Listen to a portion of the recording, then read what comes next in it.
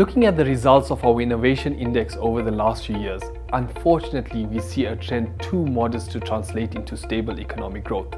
Scores from last year increased by just 2 points, reaching 52 on the index this year, and by 6 points over the last 3 years.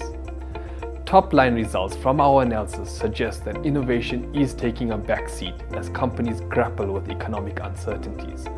In fact, South African companies are not even spending their allocated budget on innovation. On average, companies are putting aside 45% of their annual revenue for development of innovations, yet only spending 36%. The good news though is that pockets of excellence do exist.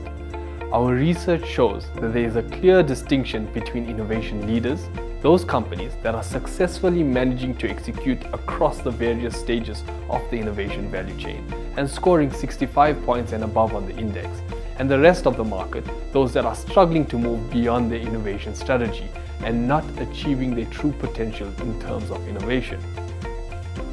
So let's take a deeper look at the innovation value chain. We measured innovation maturity across 5 stages, starting with the innovation strategy stage, where companies set their innovation plans. The next stage is the ideation stage, where ideas are born or generated. We then move to a stage we call the absorption stage, which basically measures a company's ability to successfully filter, prioritize, and channel the best ideas to the execution stage. This stage is a crucial linkage stage between two very different innovation skills: the creative ideation space and the clinical execution space.